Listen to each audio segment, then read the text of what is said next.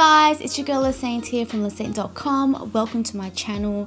Are you based in a country where you can't view anyone's likes on Instagram? I'm from Melbourne, Australia, and Instagram has updated recently and I can't view anyone's video views or likes, and I guess it's a good thing, but at the same time, like if you're a business and you're looking for influencers and you still want to see how other people's posts are performing, well, I've got a hack for you, so stay tuned.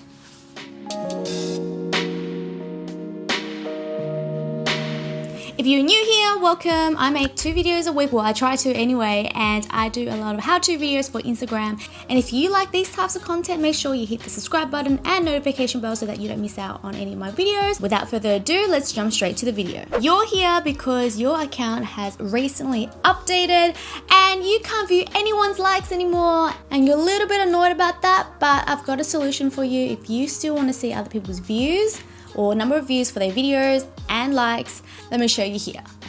So open up your desktop, log into your account as per normal, and voila. Instagram has only rolled it out to a number of countries, and I guess if you're really desperate, you can probably like use VPN. This is like another short video, and I guess if you have any comments about it, let me know in the comment section below. But that's all from me for now, and I'll see you on the next one.